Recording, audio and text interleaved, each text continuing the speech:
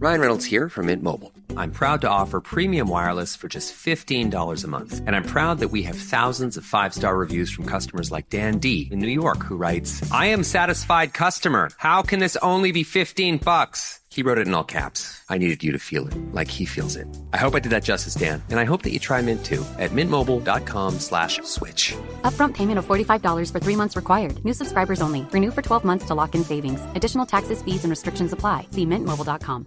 Quality sleep is essential for boosting energy, recovery, and well-being. So, take your sleep to the next level with Sleep Number. With a Sleep Number smart bed, you can individualize your comfort level and enjoy a better sleep night after night. J.D. Power ranks Sleep Number number 1 in customer satisfaction with mattresses purchased in-store. And now the Queen Sleep Number C4 smart bed is only $1,599, a saving of $300, only for a limited time.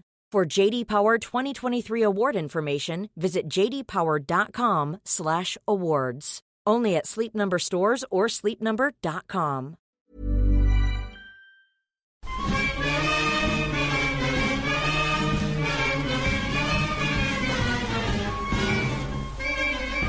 Hello, EggChasers. It's the EggChasers, a rugby podcast, the podcast about rugby that doesn't take itself or the game too seriously, but the rugby podcast that is there for you every single Monday morning.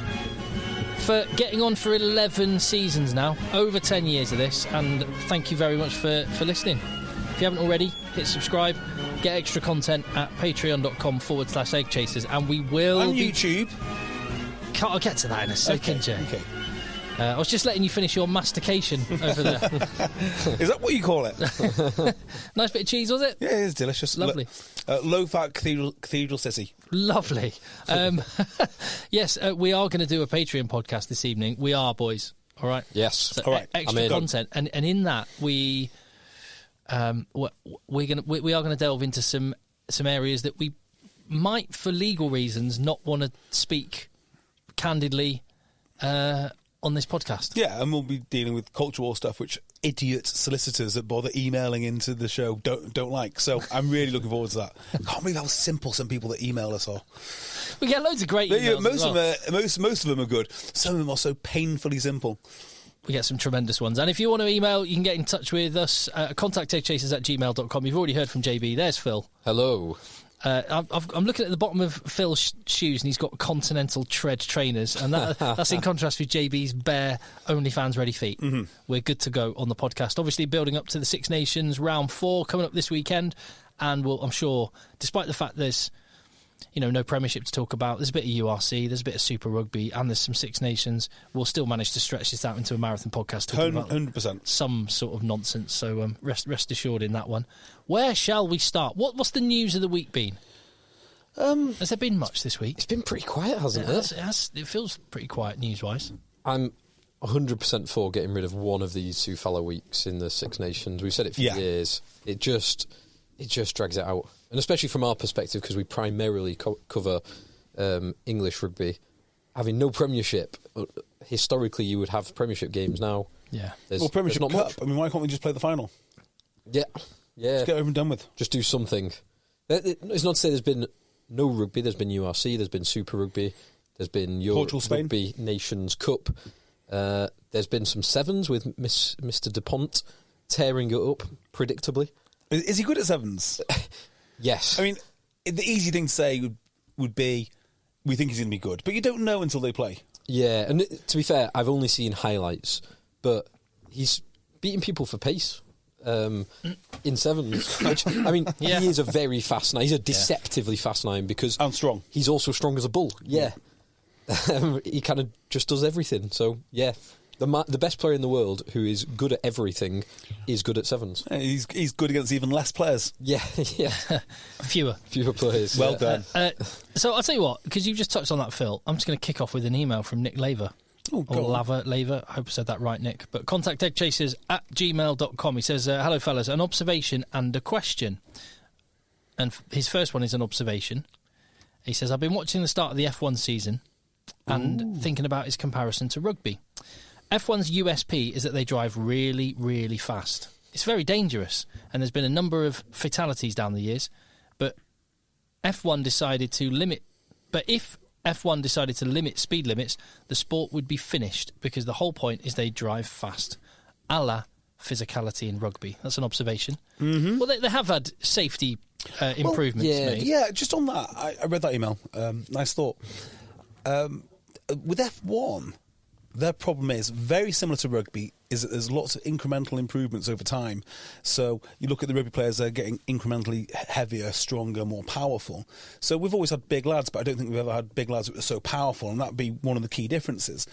And therefore, you're constantly chasing your tail, trying to add rules to sort of limit this power. F1's kind of the same. I mean, the cars are not slower than what they used to be. Well, actually, I think they are slower than what they used to be. But then they accelerate faster, or they turn faster, or something else happens.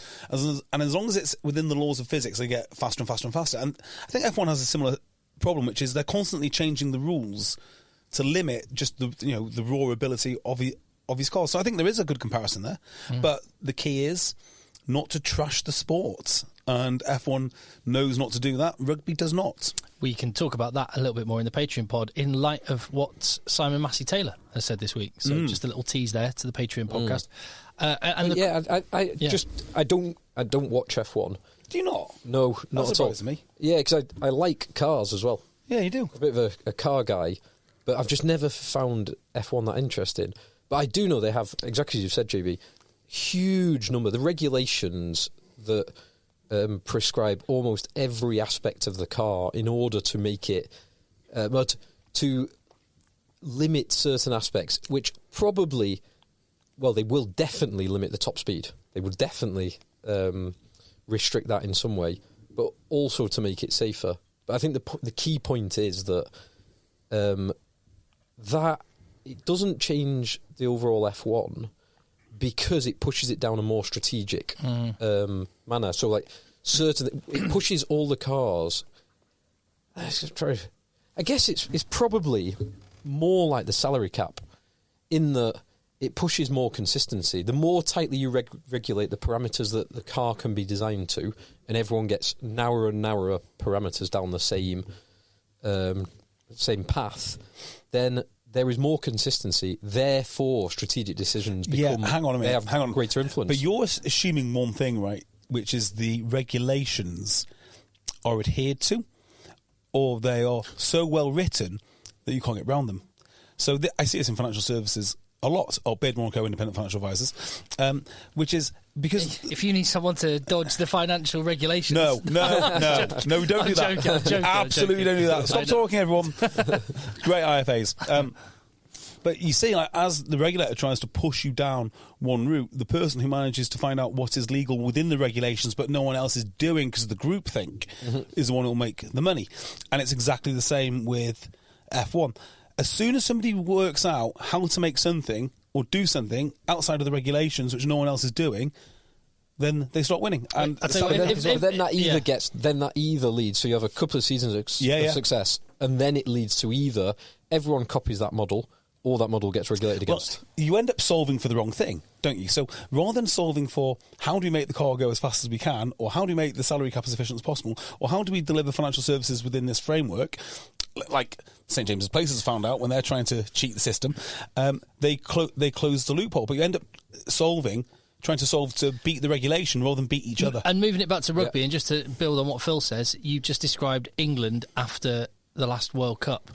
South Africa won by having really good scrum. Let's buy their scrum coach. Yeah. South Africa won because they've evolved their attack or their defence. Let's get Felix Jones in. Yeah. And the first thing Felix Jones does is walks in the building and goes, "Where is Peter Steph's toy? Yeah. Where's Quacker Smith? Yeah. I need these tools. Where's the Orlandi? Yeah, exactly." So thank you for that, Nick. His question after that observation was, has this break for the Premiership... we're not answering his question. Brilliant. No, it was just an observation. Okay. The question, and this is actually what prompted it, is because Phil mentioned something along these lines, or in this area. He says, has this break for the Premiership during the Six Nations been damaging to the league? This is Nick, think not, as the league has very much plays second fiddle during this period. Your thoughts? So, yeah... I think it is damaging in one way because it's an enormous break. Like, I can't remember what's going on in the league and we cover a hell of a lot of rugby. Yeah. I'll need to refresh myself before the next round of Premiership games. But he's right in that it definitely plays second fiddle, and this is where the point that we've made in the past is you should have stratified periods of time where you just do domestic and then you just do the kind of international club game or the European club game and wider club game, and then you just do internationals. The way that New Zealand do it. Yeah. The Southern Hemisphere model historically. If you think of the momentum that those Premiership teams were building just before the Six Nations, I don't remember English rugby being this good for maybe 5 years. Stadiums looked full, teams were playing well, all those narratives were building, all of the atmospheres were building, and then it just stops. So when they all come back, are you going to be that motivated to go and watch? I mean, you might be because of all the stars from the Six Nations that are returning. So maybe you are. Maybe that's a bad example. But are you going to be the same for Harlequins, or are you going to be the same for anyone else? Well, anyone who's got something in the league still to go, you will be. There'll be any deciding games. The fans will turn up, and the fans will turn up and do it. And I think actually the games will get relatively more viewership than they will do overall, because people don't care about the games that get put on during the Six Nations. It's a total afterthought. But just I think spare a thought for some of those players who are having to do like another pre-season. Yeah. I was thinking about this the other day. They are doing effectively a pre-season. It's like almost a maintenance pre-season. But do you actually feel sorry for them? So I don't. I think it's going to be quite a Phil would love the idea just to go and very much like a pre-season and run. Yeah, I hated pre-season. Yeah, I did. I still probably hate pre-season now. I like playing rugby. I don't like pre-season, but you like CrossFit. I do like CrossFit, weirdly. But for those guys, it's probably a welcome relief to get healthy again and fit. Yeah, because they always say that you start the season, the fittest you're going to be, the strongest you're going to be, and it's a gradual decline. So actually, just topping up on that fitness, topping up on that strength isn't a terrible thing to do. But if you did want to make the money that is available, and there's not as much as the clubs and rugby in general would like, if you did want to get it to stretch further, then you wouldn't have players at your club for 12 months of the year in the way that they do, so intensely. Like actually, as Phil said, you could achieve, if everyone actually gets around a table and the odd turkey does vote for Christmas and solve this global season issue, you could have the Premiership in one block. Actually, it's a confined period, and then you can follow the stories. As Phil said, the biggest issue is, right, if you asked anyone other than an absolute diehard rugby Nors, what's going on in the Premiership? I haven't got a clue. I could probably tell you Newcastle are terrible. Yeah, and that's about Gloucester haven't won for ages, and I don't know. Northampton have been good. Who's top? Don't know. Yeah, Northampton. You do lose touch quickly, including myself. Just for about the turkeys voting for Christmas point, it's not quite that, because the vote that needs to be made, or the change that needs to be made, is effectively moving the Six Nations. And I think the reason this is so problematic is because you're playing with the unknown. Now, I love Six Nations in this block in the spring. It feels nice to me. It feels historic, and it's got all the history of this time of year, and I love it. But the worry is, if you move it, it won't have the same impact, and we don't know if it will or we don't know if it won't. But as it's the thing and the only thing which pays for everything other than a World Cup, why would you mess with that? Because everything is so dependent on it. You might get a better Premiership, but if the Six Nations fails, rugby fails. See, I don't think you need to move the Six Nations, because that could be the fixed focal point of everything else. But then everything else needs to move. So the Premiership before the Six Nations, Europe after the Six Nations. Well, so the biggest money spinner is international rugby. Yep. So Six Nations stays where it is. You've then got two other blocks of international rugby. You've got the summer tours and then the autumn internationals. Now, World Rugby has already started making moves to shift that with this global calendar thing where the other Tier 1 teams play against each other across a 2-year period. The Nations Cup. So you would need to move those either to directly before or directly after, or a split. So you have, say, let's say your autumn internationals become your Christmas internationals. That lead in there like warm-ups for the Six Nations. You have your Six Nations, and then to kind of celebrate afterwards, you have your tours, your late spring tours, where Ireland go to South Africa, say. and then you get into the other calendars. So maybe a 3-month break, then Premiership, then Europe, then back into the international. So you can definitely, you don't have to move the Six Nations to do it. It's the tours which are a problem. They become a problem because they're immediately after that period. I mean, I say the problem. This is very narrow-minded from me as a Northern Hemisphere rugby fan. I'm not a fan of Southern Hemisphere, but nevertheless, when the Southern Hemisphere teams come, they can play 4 teams quite comfortably in one tour. You simply can't do that if you're going. I mean, you could go to South Africa, and yet what you're about to go on and say is exactly what World Rugby have currently got proposed for this World Nations Cup. England, get rid of the tours. Let's take England as an example. They will play the other 5 teams in the Northern Hemisphere top 6 during the Six Nations. Fine, those are ticked off in February, March. Then they will play 3 of the Southern Hemisphere teams in July away. So South Africa, New Zealand, Australia. Which would mean probably in consecutive weekends playing in different continents. I mean, not only is that not healthy, it's just, I mean, it's not good for athletes. And I'm not a global warming guy. I am not. I want to be very clear on this. I'm not a global warming guy at all. But the authorities tell us they are. Yeah, exactly right. Exactly right. When Bill Beaumont's saying we want the most sustainable World Cup, I don't know what he wants to do, feed people crickets at half-time or something. But when he's asking for that, you can't really say we're going to fly the Southern Hemisphere team and Northern Hemisphere teams around the Southern Hemisphere like it's nothing. Saturday, week 1, England, you're playing in Cape Town. Saturday, week 2, you're playing in Buenos Aires. Saturday, week 3, you're playing Tokyo. in Wellington. What? And then week 4, you played in Buenos Aires. Oh, just insane. Yeah. It's just not.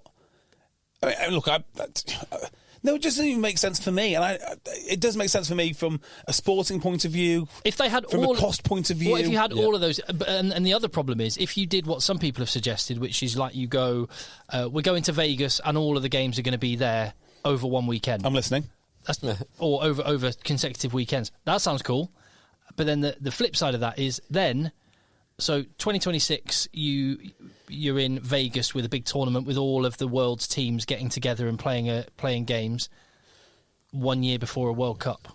And sounds like a World Cup to me. And one of the key benefits of those summer tours and the autumn internationals is it brings a load of money in for the unions hosting it. Yeah, which you just lose if you do it in Vegas or Dubai or wherever. And unless of course the home union hosts the game in Dubai. Yeah, but they're not going to be taking as much money in, one would assume. Well, Twickenham... Yeah. Well, the RFU own that stadium. Yes. So I don't think South Africa have a national stadium, do they? In the same way that I don't think New Zealand have a national stadium. South Africa got a lot of national stadiums for the 2010 Football World Cup. They built an incredible number. Some of them right next door to existing 50,000-seater stadiums. A lot of people got very rich from those stadiums, didn't they? Anyway, thank you, Nick, for sparking off those thoughts. And I don't know if we're any closer to thinking about any of them. But the only other thing I'd say is if you time, there need to be again some stratification of the kind of higher level and lower level rugby, because I can see doing what I just described before, which I've never thought about before, but having say Christmas internationals followed by Six Nations followed by some kind of tour, TBC. So you've got a 3-month period, 4-month period of solid international rugby. You could run the majority of your lower level club rugby in that period, and you set up all your kick-off times so that they kick off immediately before international rugby. So the players and everyone who's come down to watch Tok H or BP or Sedgley... Love it, Phil. Love it. They stay in the ground and actually watch an England international or a Wales international or South Africa or New Zealand. It's too logical, Phil. It's too much joined up thinking going on there, mate. But there could be a really big benefit for the entirety of the rugby fraternity from doing something, from everyone getting their act together and doing something like that. Rugby players and current rugby fans aren't who the... Well, actually, again, I was about to say that's not who the authorities want to appeal to, but... the noises that are starting to be made, as we will talk about on the Patreon podcast, it seems like they may have started to realise the futility of that way of thinking. Do you know, like I started at the top of the show talking about idiots emailing in to our podcast saying, "Why do you talk about culture wars?" And okay, grow up. This is the reason. This is exactly the reason. Because it is this want, no, it's not a want. It's the original shame that rugby has, that it doesn't like its own fans. It just doesn't really like them. Now, I'm not saying that rugby clubs don't. I'm not saying that you and I don't, or rugby players, or the clubs themselves. But the people at the very top of the game, like Bill Sweeney, they simply do not like rugby fans. And that's why they're constantly trying to broaden out the appeal, trying to wave flags everywhere, trying to do everything. Hide what rugby is. It's a highly masculine collision contact sport. That's all it is. And that's why it appeals to the crowd it appeals to. So to make it not appeal to that crowd, you have to hide that. And for the best part of a decade, that's what they've been doing. And it's been disastrous. Absolutely disastrous. Keep your powder dry, mate. Yeah. We'll let you go. We'll let you go wild. Yeah. Well, just here's one thing. We've got an email here from Jack Simpson, contact eggchasers@gmail.com. You'll like this one. He says, long-time listener, blah, blah. I noticed a familiar face on the London Irish Wild Geese starting lineup. I've heard this. I thought you might be interested to hear. There's do you know? Have you seen? I don't know. I've not seen this email. So London Irish Wild Geese had a player lining up in the 13 jersey. Ooh. Former England international. Was he an England international though? Yeah. Former England international. Yeah. And did he play? So I don't know this at all. Did he play for London Irish? No. Okay. Did he play 13 as his primary position? Yeah, played both inside and outside centre. And 10 and 15. Yeah, actually a little bit. Yeah. Let's say what clubs he played for. Newcastle Falcons. Toulon. Okay. I think I know who it might be. Okay. Do you want some more clubs? Well, no. I Northampton. Did you say Northampton? Yeah, I would Northampton Saints as well. Yeah. Northampton. Oh, sorry. London Welsh. London Welsh. Yep. It must be Ollie Barkley. What? How do you get that wrong? For Toulon. Yeah, but no, he didn't. And London Welsh. He played for London Welsh. Hang on. Let's just he didn't stop. play for Newcastle either. Hang on, let's just stop here. Also, Ollie Barkley's CV would be dominated by Bath and Bristol. Yeah. Sorry, Bath and Gloucester. So say the clubs again. And Llanthony Scarlets. So the club you would most associate him with would be clubs would be. I can't believe you said that. Northampton Saints. What in the UK? Yeah. Oh. No, Newcastle. Yeah, Newcastle. Tom May. Yes. Correct. God. There How he do you is. mess up? There he is in London Irish Wild Geese. Very good. Outfit. He's got By the great way, tan. He's got great tan. Lovely. He is in. I saw him in Dubai. He was great playing shape. Oh, my word, he's in good shape. My word, he's in good shape. Yeah. The only thing that looks old about him is his hair colour, and even his hair looks great. It looks like he's dyed it. He looks like a young man who's dyed his hair grey. So, just on Ollie Barkley, he did play in France, didn't he? He did. I want to say Racing. What a boy Ollie Barkley was. Maybe. Loose. Yes. Loose. I don't mean like that as a derogatory thing. I just mean he was just on the field, off the field. He was just a one-off. Yeah, loved scrapping with students allegedly. That was like his hobby. That wasn't what I was. I don't know what you're talking about.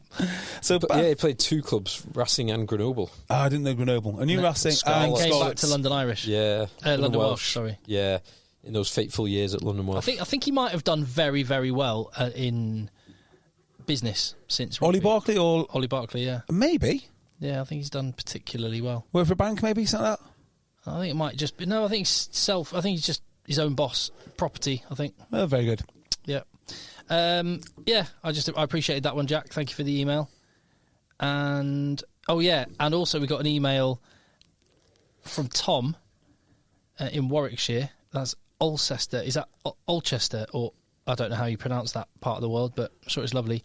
But he says, did you notice who got a new job at the England and Wales Cricket Board? And actually, I'm delighted he did. As their director of cricket operations. someone from rugby who regarded as an exceptional leader. Leadership skills. Didn't have Stuart Hooper. Correct. I did see that a few weeks ago. Sort of delighted that this has happened to Stuart Hooper because, I mean, I'm not sure he deserves it based on what he achieved at Bath in his leadership positions, but there again, he should never have stayed at Bath. This is what he should have done to start with, which has gone somewhere else, probably in rugby, but not if he's not in rugby, fine. I think he'll probably do a good job there.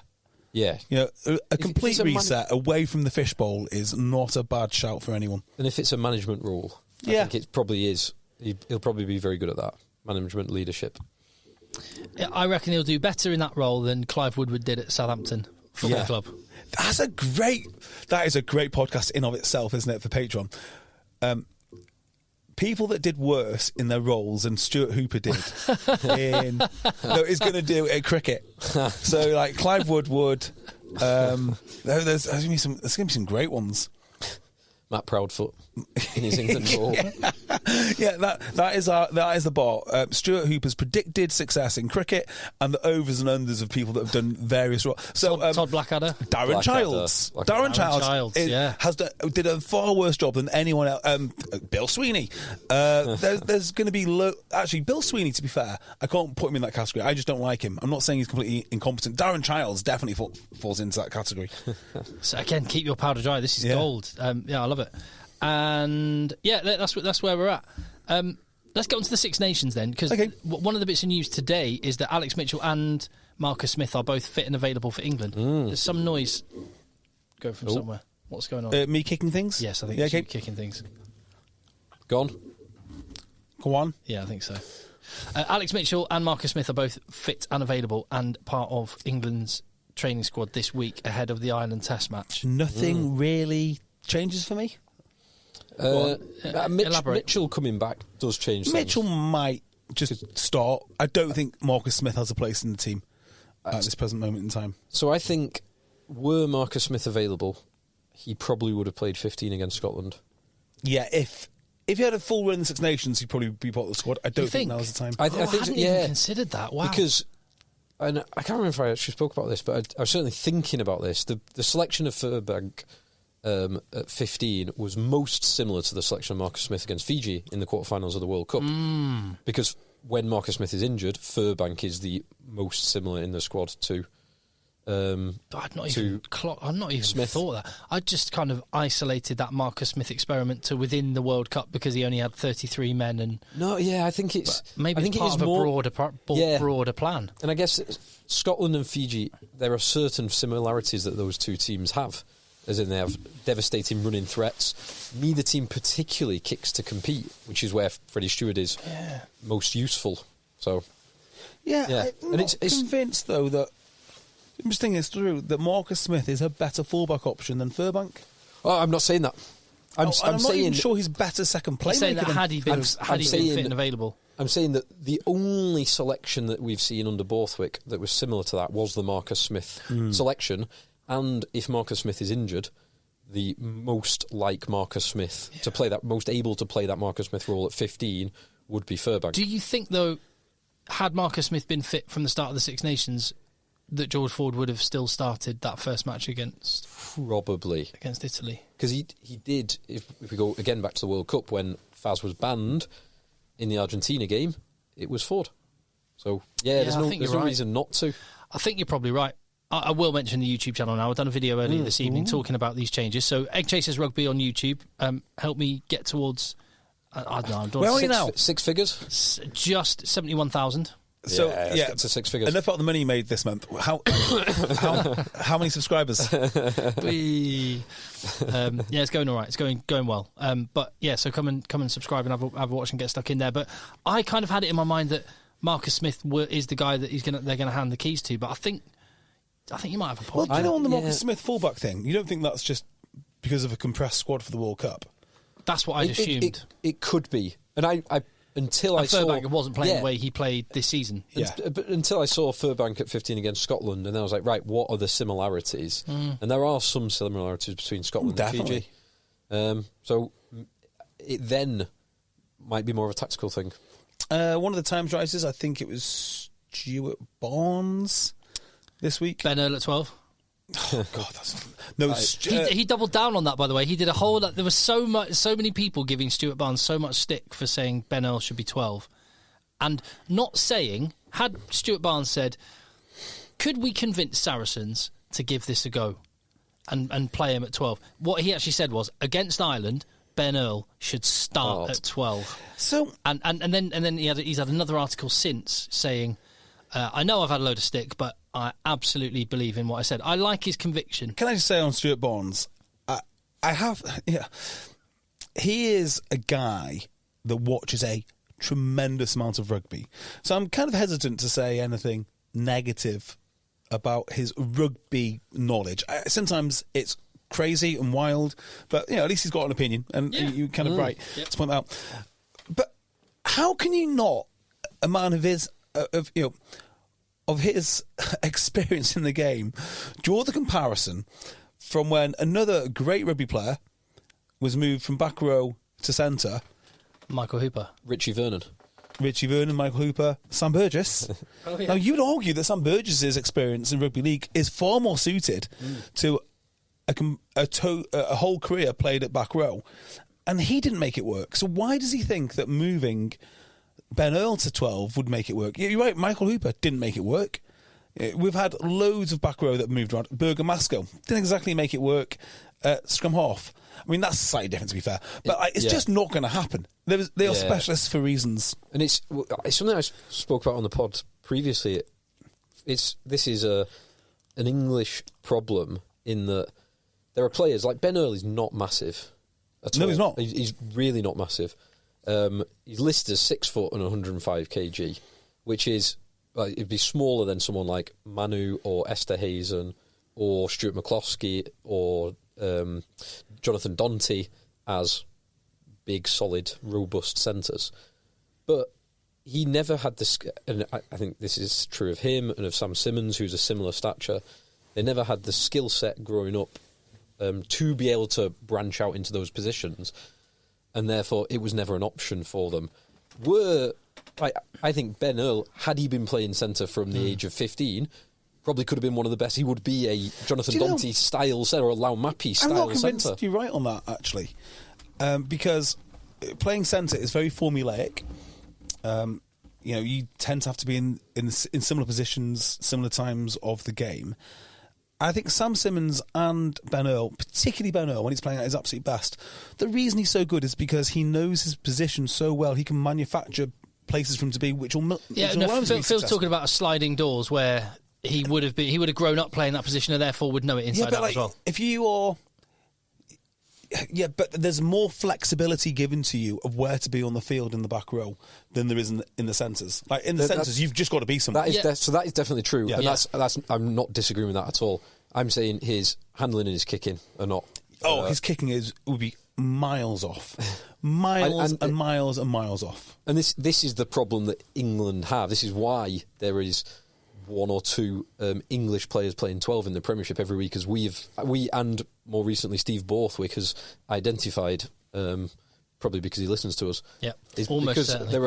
There are a few players who get to 21, 22, 23 in England and have the combination of the size, the strength, the speed, the guile, and the ability to kick, to pass, to distribute, to read things, and it's that combination that I think it seems to be missing in England.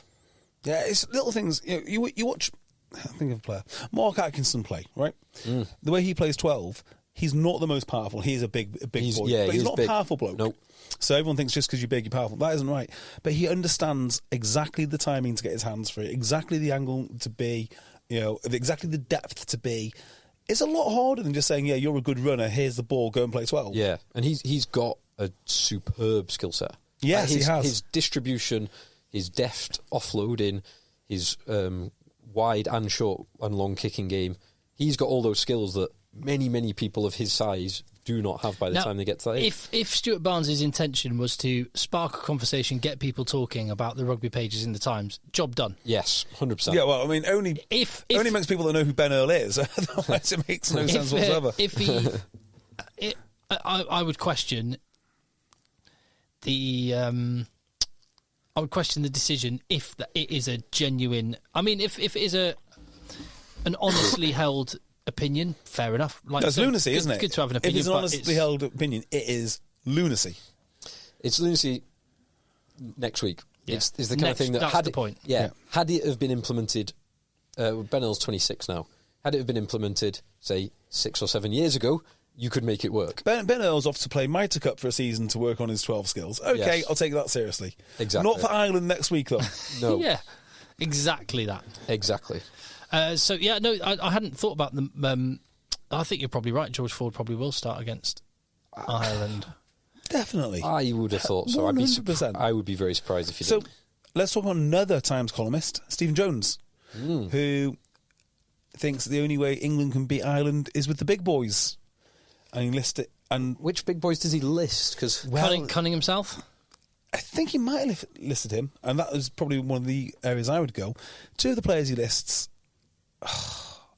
Billy V and Manu. oh my god, What? No, he I didn't. give you my no word. way. Is that today? It might be today, actually. Let me have a quick look. I think that is Billy V. So I was a big Billy V fan for a long period of time. I was a huge fan of him because I remember games 4 or 5 years ago, and I think I listed some of these on the pod, where you look down the meters made for the English pack, including the bench, so 5 players on the bench, and all of them put together made fewer meters in total than Billy V. Yeah. And so he was the only heavy ball traffic carrier that England had for such a longer period of time, and he was sensational at it. He is not the player. So being 130 kg and dynamic doesn't always treat you well when you reach 30, 31, 32. I think there are some big boys in the Premiership that have been unfairly overlooked, Will Collier being one. I do want George Martin back in. Well, so the 4 lists are Marler. Well, I suspect there's some place for Marler. Yes, because Billy, Marler didn't start. Manu and against Martin. Scotland. And I completely agree with him on Martin. Totally agree with him. Completely agree on Martin. Yeah. I mean, Martin is the antidote to all sorts of things, actually. He's very good. Well, he can do some of the work that Courtney Laws cannot do now. Martin's performance against it was the South Africa in the semi-final. That was an all-time. His hitting power as well is remarkable for such a big man. How low he gets. I mean, a couple of those can turn a game. I tell you what, I wouldn't mind him really smashing into McCarthy on the charge, just to see how it works out. I mean, I don't know who's going to win it, but I want to see it. I'd be fascinated to see that matchup. Yeah. But McCarthy's got to be on at full tilt, and Martin's got to be at the perfect body angle, and just see what happens. Watch what?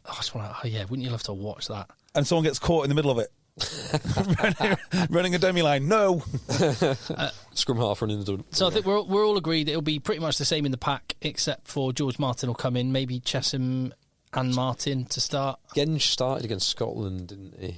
I think Genge needs to disappear for a while and work on his game. Yeah, Abano is in the squad. I don't think Genge will start. I'll put it that way. No, I don't think he will. I think he needs to really reappraise how he plays the game, and maybe leave Bristol. He needs to work on his attitude. Correct.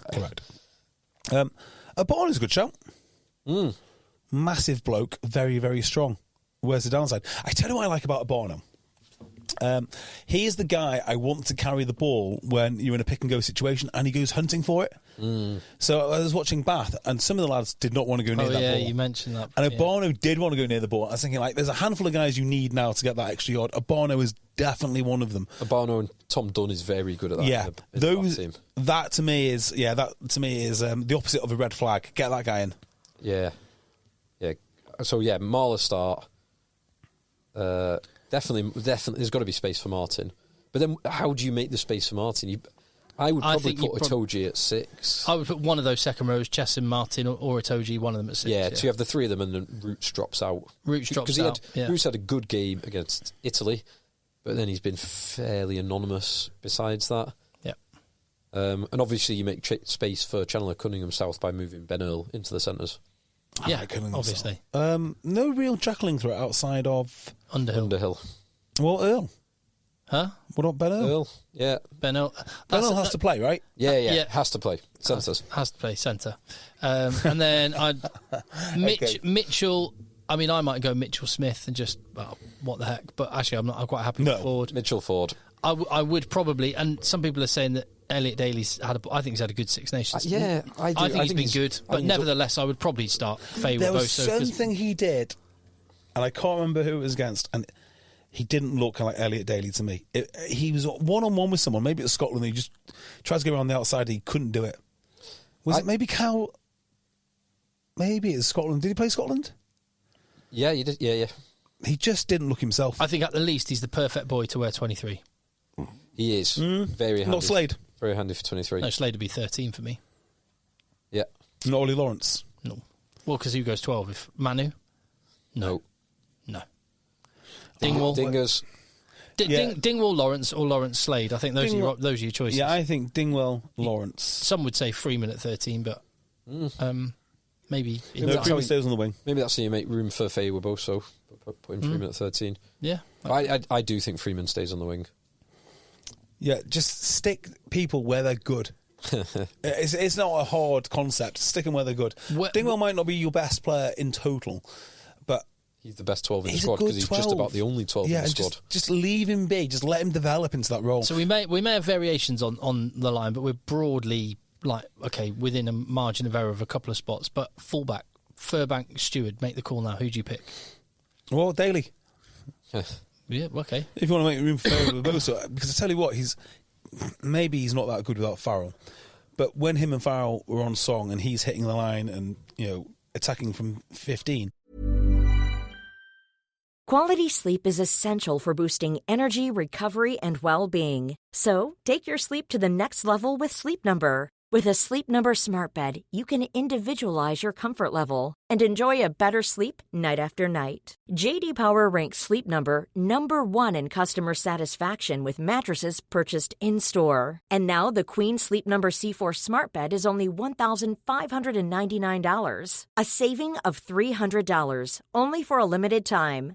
For J.D. Power 2023 award information, visit jdpower.com/awards. Only at Sleep Number stores or sleepnumber.com. Ryan Reynolds here from Mint Mobile. I'm proud to offer premium wireless for just $15 a month. And I'm proud that we have thousands of 5-star reviews from customers like Dan D. in New York, who writes, I am satisfied customer. How can this only be $15? He wrote it in all caps. I needed you to feel it like he feels it. I hope I did that justice, Dan. And I hope that you try Mint too at mintmobile.com/switch. Upfront payment of $45 for 3 months required. New subscribers only. Renew for 12 months to lock in savings. Additional taxes, fees, and restrictions apply. See mintmobile.com.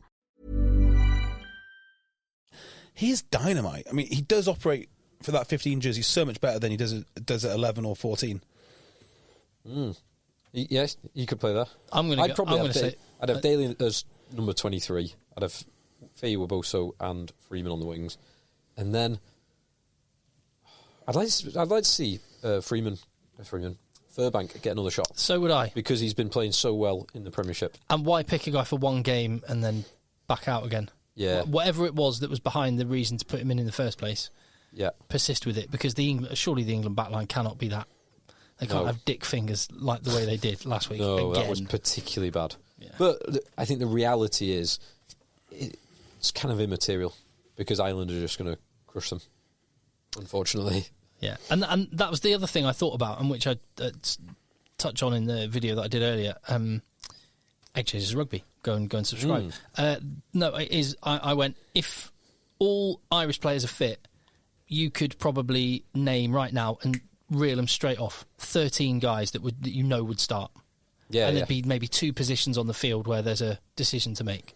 Whereas England, I was thinking, who isn't absolutely nailed on? And I think I got to 4 spots in the team. Who are you for? Jamie George, Captain.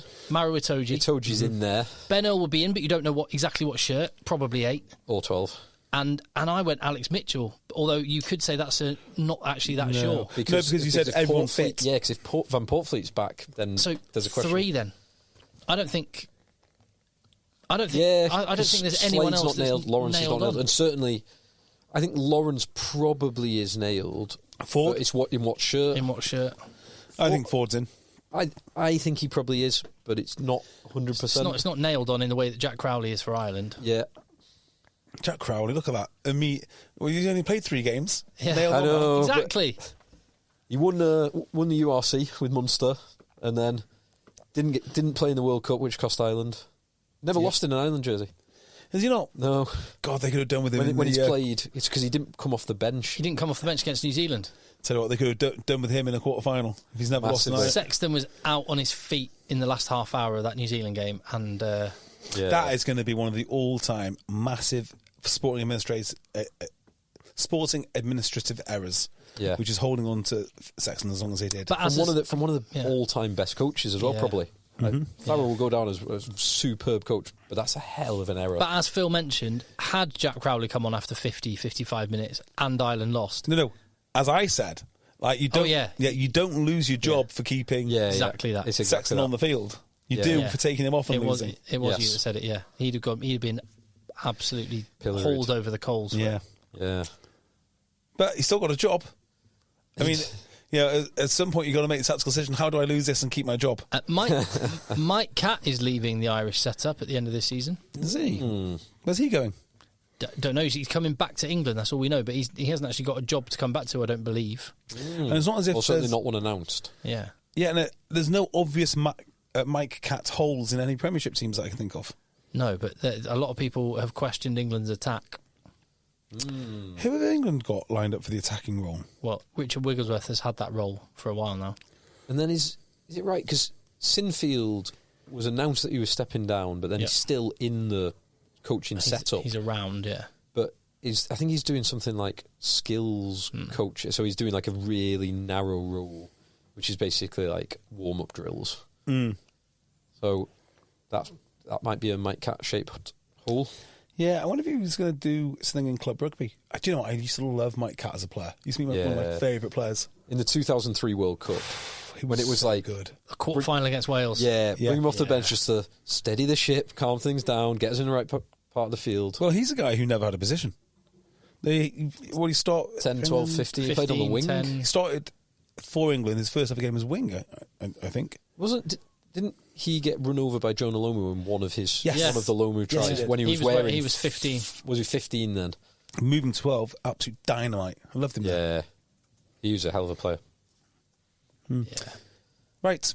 Other games, or because the Ireland team, you don't. It's just whether like Keegan's fit or not. Yeah, they've got different selection problems, haven't they? So very much so. In some cases, you're thinking, who on earth carries the ball for England? Who on earth plays 12? The Ireland selection problems are like, which of our world-class locks do we select? Which one is going to be on the bench? Yeah, exactly. Yeah. Which of our world-class locks am I going to have to say they're not in the matchday 23? Yeah, because you've got McCarthy and Byrne, Ryan, Hendo, and then you've got Ryan Baird, who can do...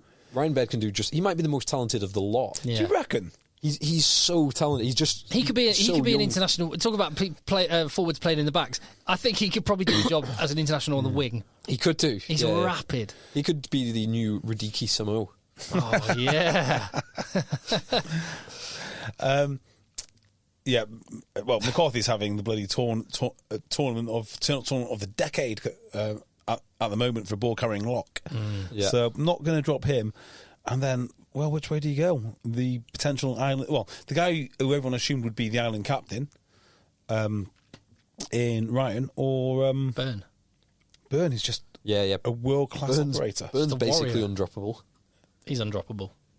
6? I don't know. But in 6, because the back row options are so good as well. Omani, Baird, Conan, Doris. Van der Fleer. Jack Conan. I mean, just to have that guy coming off the bench. Right, I'm going to ask a really controversial question now, right? Yeah. Now, you just listed those guys, and I think, they're really good. They're really good because they've had time in the Irish jersey and time in good systems. Just say if you split them up and divided them up into, say, I don't know, random number, 10 teams, how many of those guys would then make it as internationals? Do you think they'd all make it, or do you think they'd all get lost in the system? Do you think you'd have a completely different set of players? Do you think they're a product of all playing together and being in the system? Well, okay, so their class. I know Phil was just about to come in. I'll just say there's one example where they were outside to a degree of that Irish setup, and that's with the British and Irish Lions. And Jack Conan was the starting number 8 for the Lions in South Africa.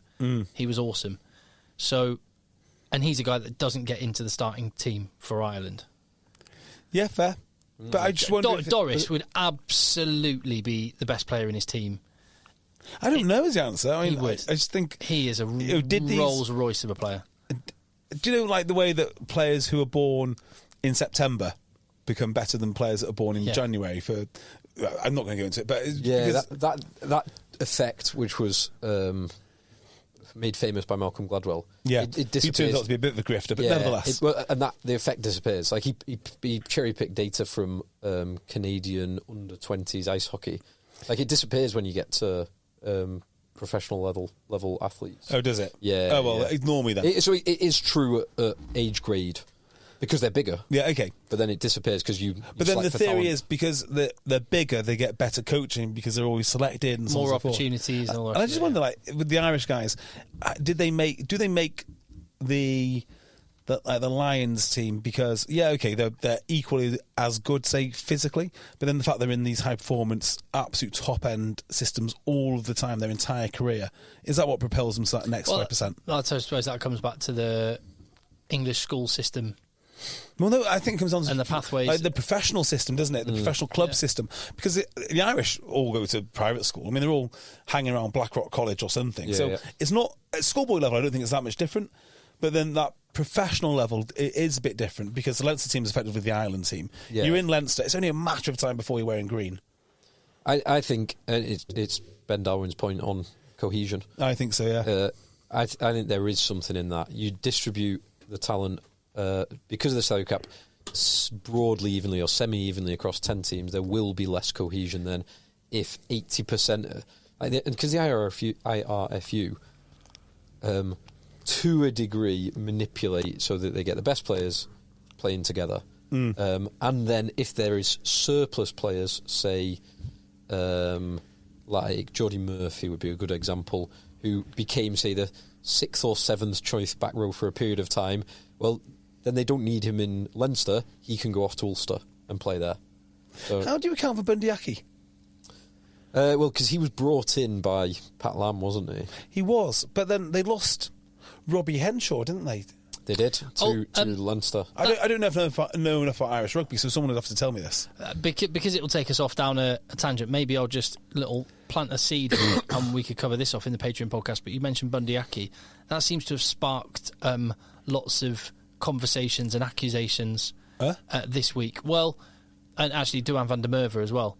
There was a Telegraph article. I think it was Telegraph. Anyway, it was an article on Monday this week saying, decrying the qualification process of rugby, and that actually guys that aren't of that nationality playing rugby for their adopted country is it's just soured. Yeah, I'm pretty sure I've heard this before. Don't care. I know, but that's what I mean. Yeah. Doing this, there's It's a time to have that conversation, and I think it's a totally legitimate conversation to have, whatever opinion you have on it. But doing it on a Monday morning after Duan van der Merwe scores a hat-trick against England, probably not the best time to do it. The article you write is congratulations, Duan, you absolute animal, and then have the conversation when I agree with that actually.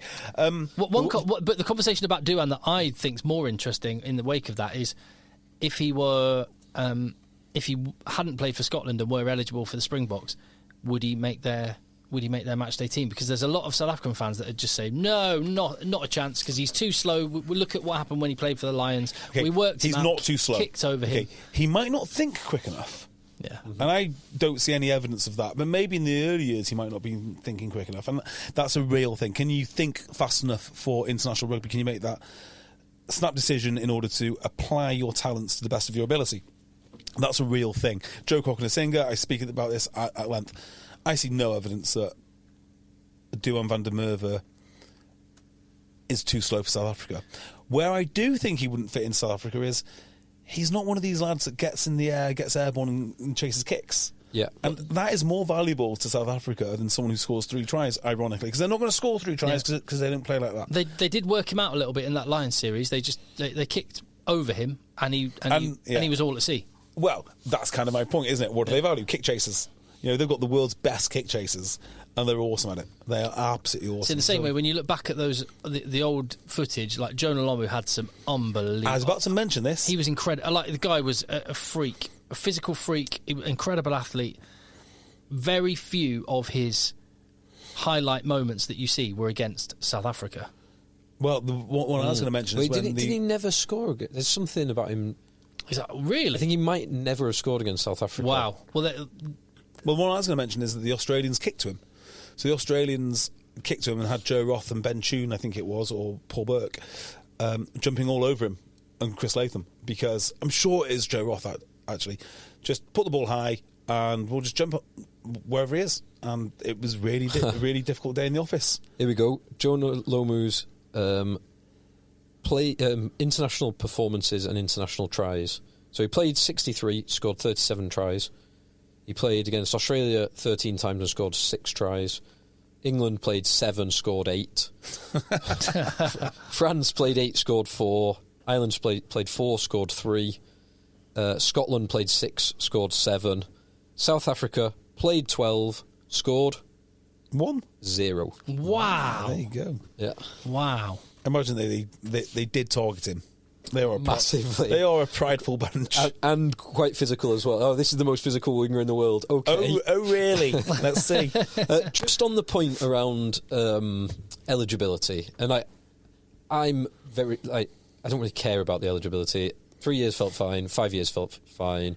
I think the move to allow people to represent countries of their birth, That's if a not good played for move. reviews, Really is positive. generally a good move. One thing I will say about Scotland is, so they are phenomenal at identifying and bringing in players from elsewhere who've either got Scottish ancestry or kind of project players. Their foundations are not stable, and by that I mean they are consistently getting hammered, including by Italy, in the under-26 nations, and they've been relegated. 2 years ago, they got relegated from the under-20s World Cup.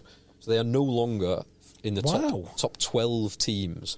So when you see the sheer number of South African or Australia, New Zealand, or indeed English born and raised players in the Scotland team, that is fine for the Scotland team, but it's not long-term I'm going to make... on great foundations. Right. I'm not entirely sure that a good under-20s team means anything anymore. You always hear about these devastating under-20s teams. Italy have had one for a long time, and they just don't... I'm starting to think they might be a waste of money. They're just a vanity project for various unions, because there's a lot of evidence that backs this up, even if most of it is circumstantial and hearsay, nevertheless. So like Ed Slater was talking about the interview given by Conor O'Shea, which effectively says, oh yeah, okay, we've got the under-20s and they're going to feed through and there's going to be continuity into the A's and then into the full England team. You've got Wales, who are often really good at under-20s, but that doesn't necessarily come through all the time. Scotland, who are rubbish, and they're doing pretty well. I just think it's probably not a great way to spend your money.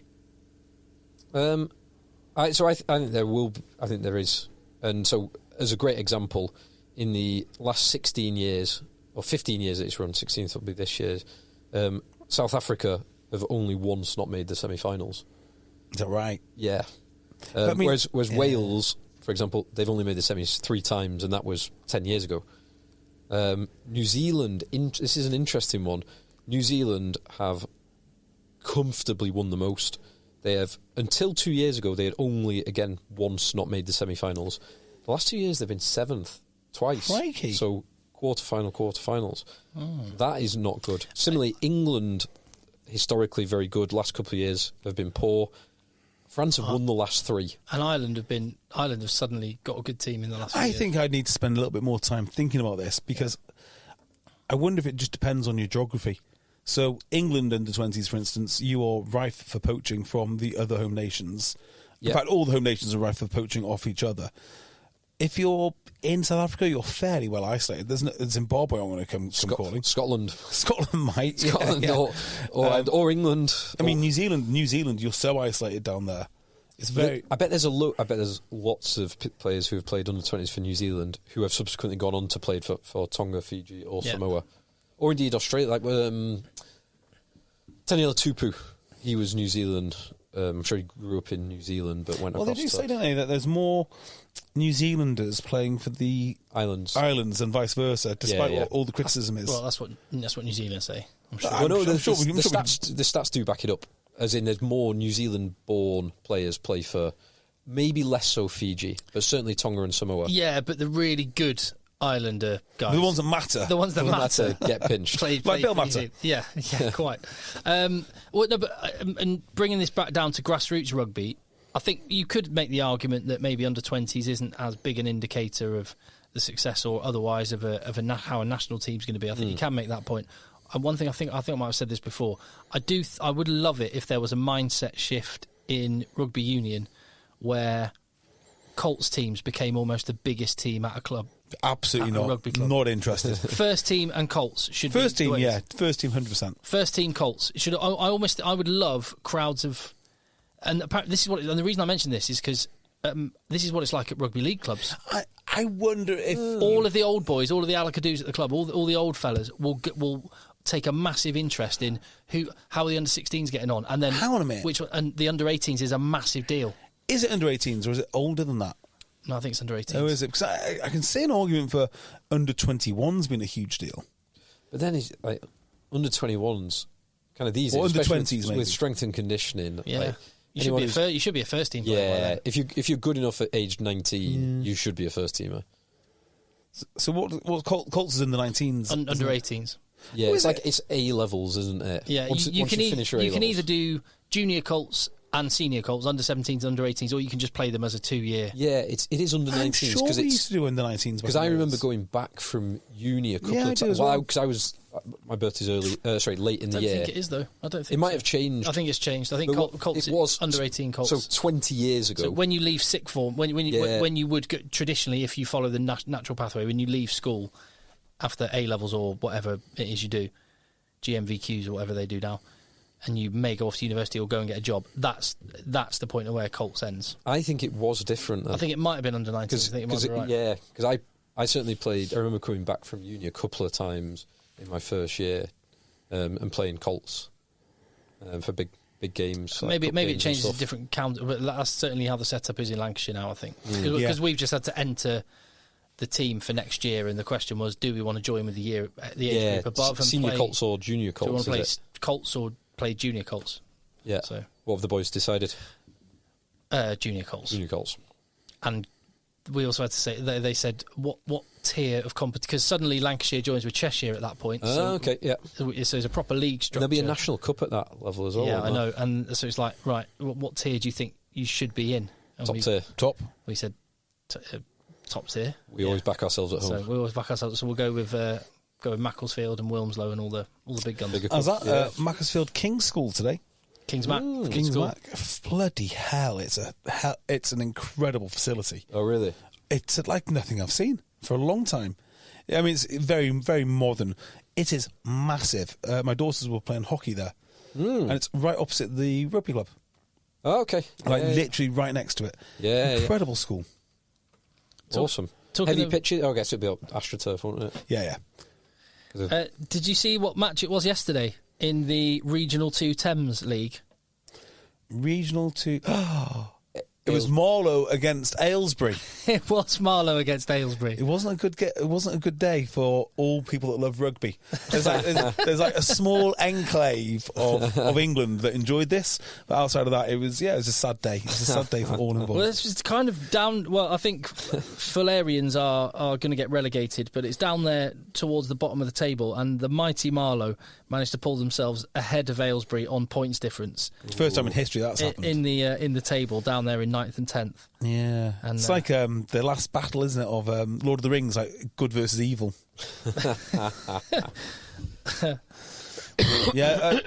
Apparently Aylesbury was struggling for players this weekend, which is a shame. I've had a few selection headaches, and I'm not saying Marlow have some guys in the army playing. I'm not saying that, but maybe they have some guys from the army playing. Maybe they've got. I don't know. Maybe they've got a few Fijians or something. I don't know. It doesn't matter. It doesn't matter. Congratulations, Marlow. I'm going to mention one local match, which there's a really interesting story bubbling away, and I'm just going to make sure I know what league is. It is the Regional 1 Northwest. Regional 1 Northwest. Northwest. Okay, Is that level 6 or level 5 or level? I think that's level 5. I think it's level 5.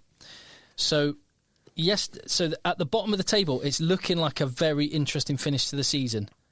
At this point, there's quite often one team is away and they're gone. This one, there is 1 point separating the bottom 3 teams. With 3 games to go, it's Leek bottom on 24 points, Sandbach 11th on 25, and Northwich 10th on 25. Wow. And Sandbach play Leek in the final game of the season. Okay. Right, but yesterday what happened was Sandbach played Northwich So the two of them are right down there in the relegation. Yeah, fight. and they're right next to each other. Well, not quite, but close. Yeah, they're not far away. Very, very close. Yeah. And the tight head prop for Sambach is a mate of mine, and he was playing against his brother, who was the loose head prop for Northwich. Oh. Who's your mate? Theo. Do I know him? Well, how do you know? I know how from, do you know I a know tight from prop that I don't know? Manchester Metropolitan University. He's one of the other coaches there. It's like the Marafu boys. Yeah. When they played for... one played for Australia and one played for... Fiji? Yeah, I want to say Fiji, but I might be wrong. Yeah. But they certainly one of them made their debut against the other one in international rugby. Yeah. So 2 brothers, one a tight head, one a loose head. Clubs which are very close to each other, big rivals, in a relegation dogfight match yesterday. It's pretty cool. I've played a whole game against Northwich. I don't think I got on the field against Sambach, or if I did, it was very, very, very quickly. Sambach have always been very, very good. Like, they've always been one of those teams that's kind of hovers between level 6 and level 5. Yeah, they're pretty good. I never understand Northwich, though. For the life of me, I do not understand. So do you know the setup of Northwich? No. Not at all. Do you not? Okay. No. So Northwich, from what I remember, I'm sure there'll be someone in Northwich who will correct me. Northwich and Winnington Park are 2 of the closest teams you'll ever see. Like, literally next to each other. Winnington Park have a clubhouse, but when I've played Winnington Park, I've always been down the leagues. Either Broughton Park got relegated or been with Top 8s trying to climb the league. So they've always been down there. Northwich play next door on what looks like a school pitch. It might be either a school pitch or it is a leisure centre pitch, right? You change in a leisure centre or a school. There's no clubhouse, and yet they're always level 5 or level 6, always. So they're always like the senior club in the area for reasons I just don't understand. Like, why would you go to that club rather than Winnington Park? I'm sure there's good reasons for the lads to play there, but I don't know what they are. So I've got a little local story from this week where Edinburgh Northern travelled to one of the final games of the season. They travelled down to Earlston in the Borders, and there was a 5-minute piece on this on Borders TV, which was it was very good because they showed like 2 minutes of the game and then a couple of minutes chatting to the captains afterwards. Edinburgh Northern, so both teams needed to win to go to a cup final next week, and Edinburgh handily beat them 40 points to 10, scoring some nice tries in bad conditions. But the last 3 minutes of the video, which was talking to the 2 captains, was really good because they were talking about what it means to them, like how their seasons are going, how they're getting the boys down. One captain looking forward to final next week, and the other like reflecting on his season.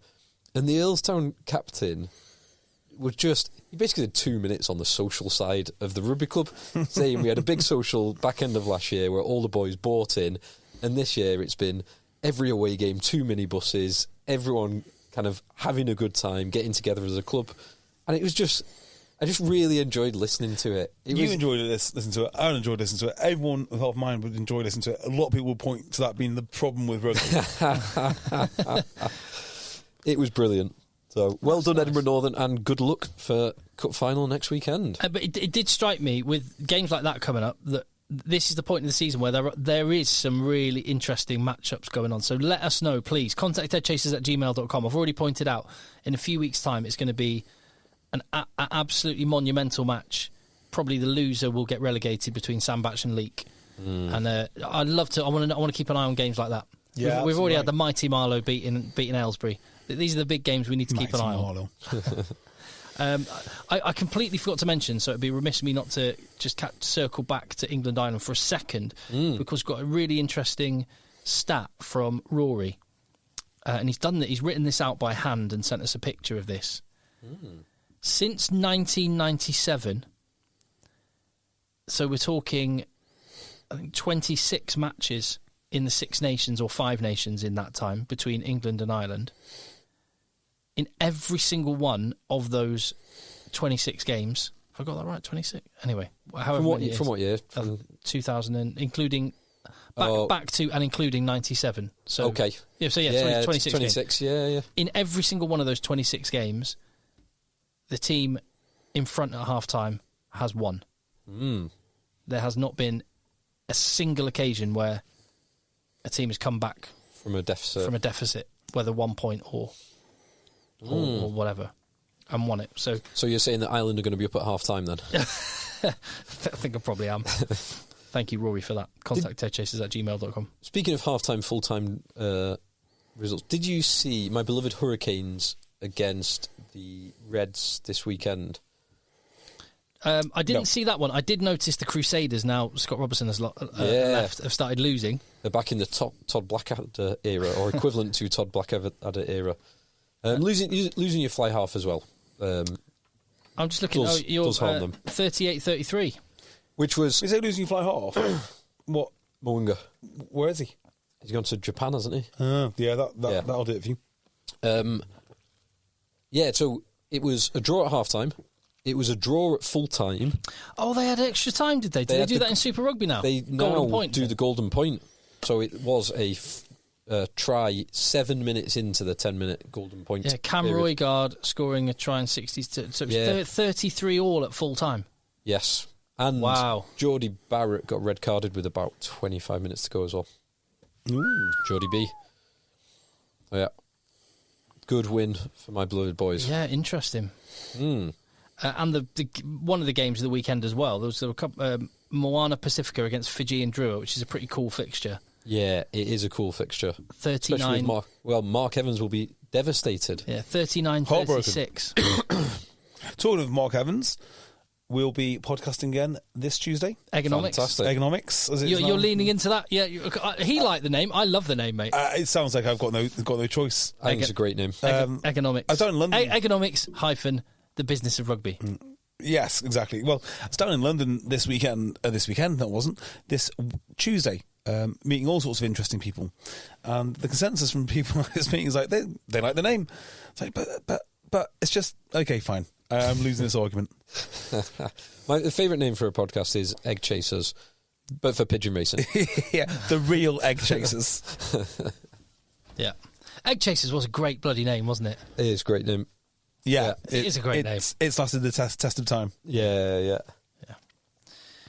Anyway, more blowing smoke up our own arse. Other Six Nations games. What is it this weekend? It's good question. France Wales. It is Wales France. So there's no Friday night game. Scotland Italy. It is Italy hosting Scotland, Yeah. England Ireland, and then in the Principality Stadium, Wales France on Sunday, 3 o'clock on Sunday. I have no interest in Sunday games in Cardiff. Yeah, you don't want to be in Cardiff. I just can't think of anything worse. Being like half cut on Friday night, yes. Yeah. Saturday evening, yes. Absolutely. Smashed in Cardiff on a Sunday. Ugh, no. The best game to go to would be Italy-Scotland in Rome. 2 o'clock kickoff in Rome. That's pretty Finish cool. by 4:30. Yeah. And then you're out in Rome for the night. That'd be Cardiff fantastic. just hasn't got the culture to pull off a Sunday. I don't mean to be cruel, it just hasn't. Unless there's a bank holiday Monday. Well, that'd be a completely different. That's different. Yeah. It can't be on a school night. Cardiff International Rugby on a school night, no. Just no. Yeah, it's just not that city. It knows what it is, and it's not that. Yeah. So predictions then. Italy hosting Scotland. Scotland. Relatively comfortable in the end away win, I think. I think probably in the end, yeah. England hosting Ireland.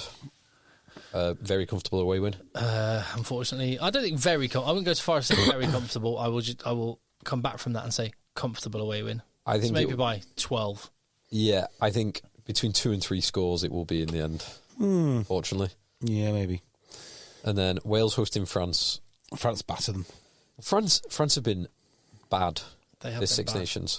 They have, but I've got a feeling they're going to show up for this one. I also have a feeling they're going to. I think this is the one where they get their Wales have really house in order. For Wales to get a close loss, they have to play at 100% capacity.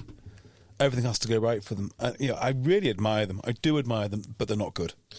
What I will say is Wales's defence has been very well organised and worked incredibly hard. And France have stuttered a bit in attack. Not in any of their games, they've not scored many points. So it'll be a game that Wales will suit Wales. The problem with that is if France actually get their house in order, they could absolutely tear them apart, completely destroy a very young Wales team. Agreed. Which I think is probably the most likely scenario. So there you go. I think we're all done here. Oh, do you want to talk about Stuart Hogg quickly? Or are we going to save that for the Patreon Well, pod? I'm not going to say anything that controversial. All right, I'll tell you what. Say what you want to say about Stuart Hogg, and then if there's anything else we want to pick up on the Patreon podcast, we can. Yeah, so Stuart Hogg's got arrested this week. And, well, first and foremost, we don't know anything about it. That's the most important thing, isn't it? We literally don't know anything other than a disturbance outside the marital home, if that's the correct word for, how he's behaved in the past. Yeah, but, his former marital home, right? Former family home. Now, it's not good. That's the first thing I want to point out. This is not a good scenario. And Stuart Hogg, it is fair to say, with the recent press coverage he has had, has shown himself not exactly to be a family man. Would you agree with that? Like, he has got some weaknesses, and they mostly evolve around women. Well, he hasn't come out and talked about any of it. None of the people involved have come out and talked about any of it. Well, particularly this actual case. All that the internet... No, I'd say in all of it, there is no one directly involved who has come out and said anything about it. About this case? No, about any of it. What do you mean, any of it? Or any of the things which you're referring to. I think there's been many quotes about Stuart Hogg's behaviour. There has. There's been many quotes, there has. Not from individuals involved. Yes, there has. There's been many pictures, many quotes, many stories, many things confirmed from individuals involved. From individuals involved, yes. You wouldn't need to look hard. I'm not going to look hard now, but let's just go without just being a small side issue. We don't know anything about this latest arrest.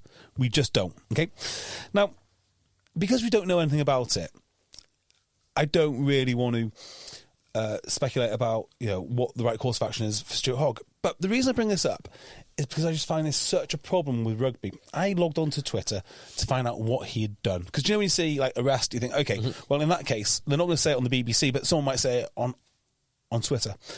And what depressed me so much about this was just the attitude of, he is an absolute scumbag. He's no longer, can we all now agree that he was never a Scotland great? Questioning of the rugby ability. Almost like the joy on the online community. And these aren't just troll. I mean, they are trolls as in they are, but they are without doubt rugby accounts. They are people who participate in the rugby ecosystem in Twitter, which is why I'm so glad that I'm off it. But just almost like the joy and the want to bring down a very successful rugby player. And I think when you're looking at sport, you have to partition the sportsman from his individual behaviour. Unless that individual portrayed a particular impression and used that for commercial leverage. So, but even so, I mean, say. So for example, let me just say, David Beckham would have to be very, very careful about his behaviour because he is leveraged being a great dad and family. Exactly, man. But that's his brand, okay? Yeah, so exactly. I'm happy to say, oh my word, what an arsehole. Brand is a complete sham. Great at corners. Yeah, outstanding. I would never ever question his footballing ability or his dedication to the sport or anything else, actually. And I also don't want to see him. This is David Beckham. I also wouldn't want to see any man really be just crushed. And I think that's the thing which I found so upsetting about the Stuart Hogg thing. What I would say about the Stuart Hogg thing, you've already touched on it, is we don't know. And I don't know how many more examples there need to be of situations where you don't know, where the best course of action would be to shut up, don't say anything, and wait and find out what the facts are.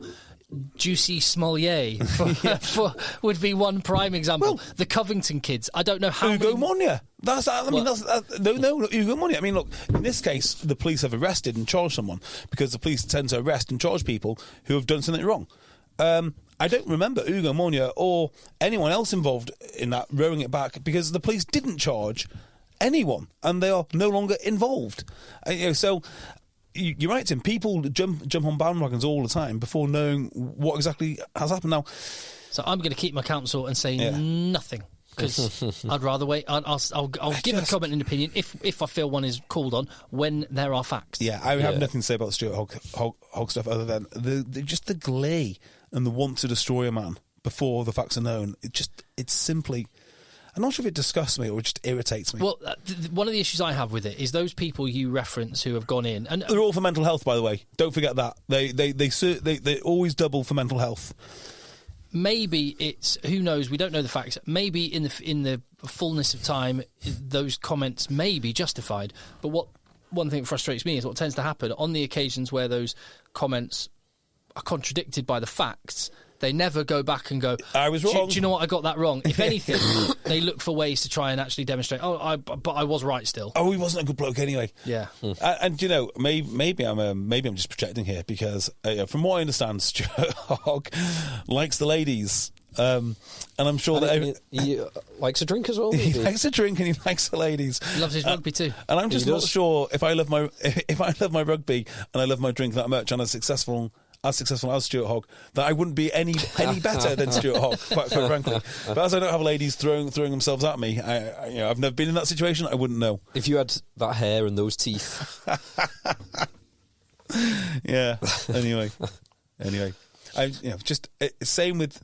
It's happened so many times, so many players, and I just wait and see what happens. Yes, absolutely. Well said. Shall we do a Patreon then? Let's do a Patreon pod. Right, so yeah, for more content, and some of it may be spicy, patreon.com/EggChasers is where you can find us. That helps keeps the lights on. If you appreciate the fact that we've been here every single weekend, and let me just remind you, we make sure there's a podcast every Monday, 52 weeks of the year. And sometimes that's while JB is in a hospital bed, while Phil's in a desert on holiday, while I'm in a camper van travelling around France. All right, humble brag. Well, you're the only one who's not done it from a hospital bed, because I have done it from a hospital bed as well. You've done it from a hospital bed as well. Yeah. Touch wood, I've not needed to do one from a hospital bed. But time to settle those scores. Yeah, if I were in a hospital bed, rest assured I would do one. I hope I don't have to, but we'll see. But I will, and if you appreciate that fact, you can help keep the lights on and show your appreciation and get more content. Patreon.com/EggChasers. Let the boys end.